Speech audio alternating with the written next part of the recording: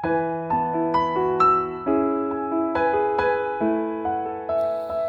dami ng matataas na kurso, bakit agrikultura ang pinili mo? Wala ka bang plano sa buhay? Ito ang mga katanungang hindi naman dapat tinatanong. Mga bagay na hindi naman kailangang ipaliwanag.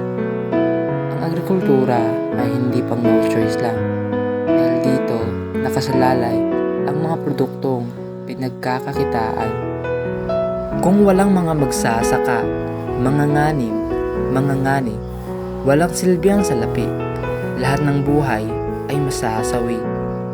Kung kaya't walang dahilan para ituring na mababaw ang kursong pinagmumulan ng mga pangangailangan.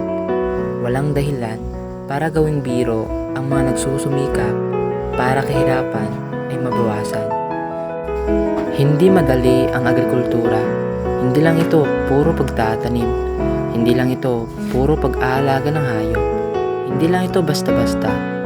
Marahil hindi nyo lang makita sapagkat hindi kayo kumakain ng Cucurbita maxima. Oo, hindi madali ang agrikultura. Nakakapagod man pero masaya. Na tila bang habang nagtatanim, nagpe-perform ng physical activities. Araw-araw pupunta sa plat para diligan ang mga tanim na kahit malayo man ang tubig, gagawin pa rin ang lahat. Puno man ng pawis, ngingiti pa rin sapagkat kasing tibay ng baka, kayang tiisin ang matinding init. Charot lang, syempre magpapayong kung bago pa lang. Kaya't bigyan natin ng respeto at pagpapahalaga ang mga nagsusumikap sa agrikultura. Dahil sa kanila, may pagkain sapat. Sa bawat gulay at prutas, may kwento ng paghihirap. Kaya ang agriculture ay hindi agriculture